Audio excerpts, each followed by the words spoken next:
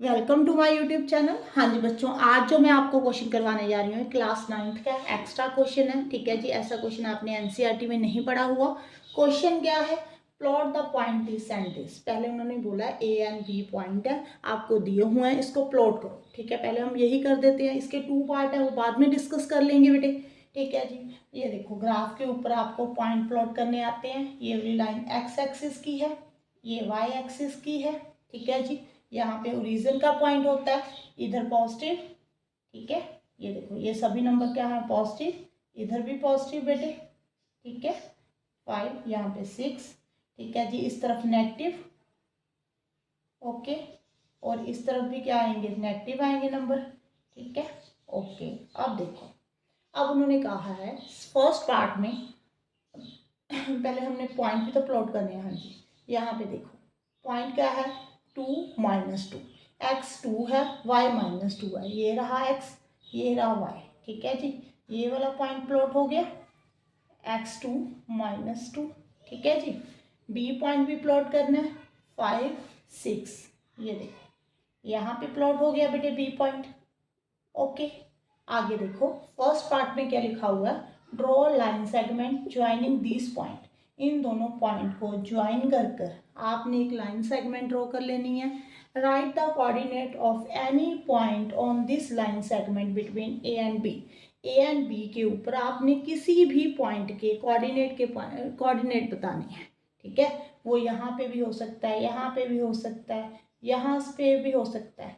देखो आप अगर ग्राफ में ड्रॉ करोगे बेटे, फिर भी आपको समझ में आ जाता है कि कहाँ पे, चलो हम इसके यहाँ पे कौन सा पॉइंट है, यहाँ पे चलो ऐसे करके देख लोगे, है ना। बट फिर भी मिस्टेक होने के चांसेस होते हैं वहाँ पे भी, क्योंकि कई बार हमारी जो पेंसिल है ना, वो अगर आपने थोड़ी सी डार्क चला दी, ठीक है, वही पॉइंट 3.1 के प्लेस से 3.1 पे आना था 3.2 पे चले गया, है ना, मिस्टेक हो जाएगी ना। तो इसका बेस्ट मेथड क्या है कि आपने इन दोनों के बीच में कहीं पे भी कोई पॉइंट फाइंड करना है ना। यही बोल रहे हैं ना कि आप कोई भी कोऑर्डिनेट का पॉइंट फाइंड कर दो। तो आप बेस्ट क्या है कि आप इसका मिड पॉइंट फाइंड कर दो।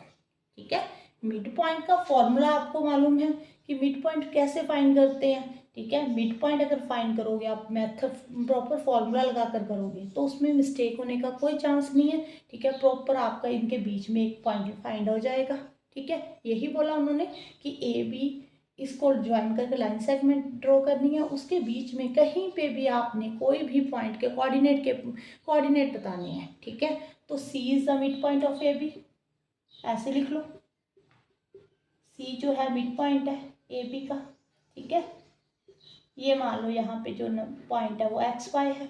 ठीक है जी, एक्स, ये x1 है, ये y1 है, ये x2 है, ये y2 है।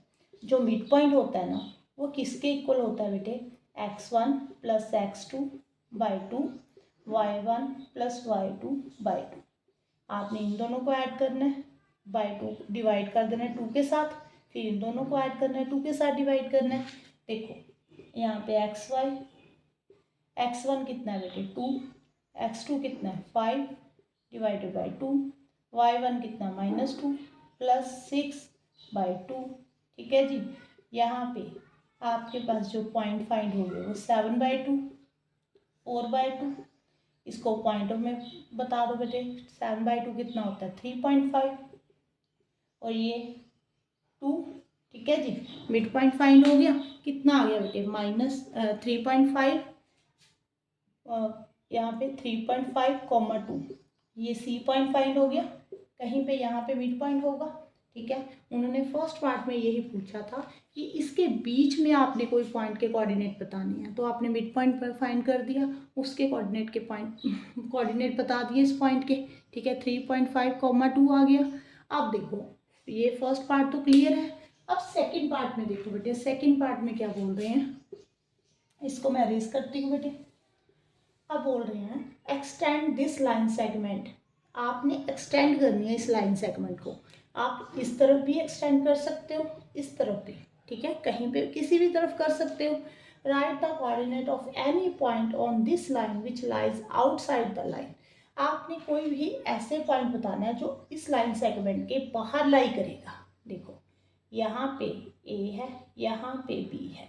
आप इसको इस तरफ भी एक्सटेंड कर सकते हो, इस तरफ भी कर सकते हो, आपको जैसे ठीक लगे आप वैसे कर लेना। मान लो मैंने ऐसे एक्सटेंड कर दिया और यहाँ पे पॉइंट लिख दिया डी, ठीक है जी।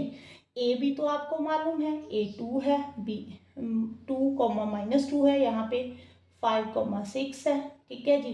डी आपने फाइंड करना है, उन्होंने बोला ना इसको एक्सटेंड कर कर कोई पॉइंट फाइंड करो, ठीक है।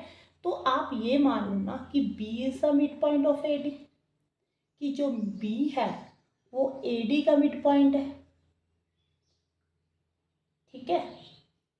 तो अब जो बी है बेटे वो 5, 6 है, मीन्स ये x है, ये y है, ये x1 है, ये y1 है, ये x2 है, ये y2 है, इसको x2 y2 ही मान लो, ठीक है। अब मिड पॉइंट का फॉर्मूला क्या होता है बेटे, इन दोनों को ऐड करना है, 2 + x2 को डिवाइड किसके साथ करना है, 2 के साथ, मैंने पहले ही बताया। -2 + y2 करना है, डिवाइड किसके साथ करना है, 2 के साथ। अब फर्स्ट को फर्स्ट के इक्वल कर दो, सेकंड को सेकंड के इक्वल कर दो, 5 = 2 + x2/2, ठीक है। जिसको सॉल्व करो, 5 2 = 10 हो गया बेटे, 2 + x2 हो गया, यहाँ पे 10 - 2 कर दो, कितना आ गया 8, x2 भी कितना आ गया बेटे 8 आ गया। अब y फाइंड कर लो, y2, ठीक है। अब आप y2 भी ऐसे ही फाइंड कर लो, कैसे करोगे, 6 = -2 + 5/2, कैसे क्रॉस मल्टीप्लाई, 6 2 = 12, ठीक है जी। ये -2 इधर आकर प्लस हो जाएगा, कितना आ गया 14, y2 कितना आ गया 14। तो डी पॉइंट जो हमारे पास फाइंड हो गया बेटे वो क्या हुआ, x2 है 8, 14, ठीक है जी। ये इस लाइन सेगमेंट से आउटसाइड हमने फाइंड कर लिया। आप इस तरफ भी ले सकते थे डी को, अगर आपने ऐसे लेना था, देखो यहाँ पे ए है, ये बी है, अगर आपने इसको एक्स से एक्सटेंड कर दिया, यहाँ पे डी ले लिया, तो ये मिड पॉइंट होगा, ठीक है। ऐसे भी सॉल्व कर सकते हो, इसको x1 y1 मान लेना, ठीक है, इसको x2 y2 मान लेना, ये जो पॉइंट है ए, इसको x y मान लेना, ठीक है जी। मिड पॉइंट फाइंड कर देना, फिर भी सेम आंसर आ जाएगा, बल्कि आउटसाइड वाला कोई भी पॉइंट फाइंड हो जाएगा, सेम तो नहीं आएगा, मैं कि जो उन्होंने पूछा है कि लाइन सेगमेंट को एक्सटेंड कर कर आपने आउटसाइड में कोई पॉइंट बताना है, दोनों में बेटे आउटसाइड में पॉइंट आएगा। हाँ जी बेटे, अगर क्वेश्चन अच्छा लगे तो वीडियो को लाइक कर देना और चैनल को सब्सक्राइब जरूर कर लेना बेटे, ऐसे इंटरेस्टिंग क्वेश्चन देखने के लिए। Thank you for watching.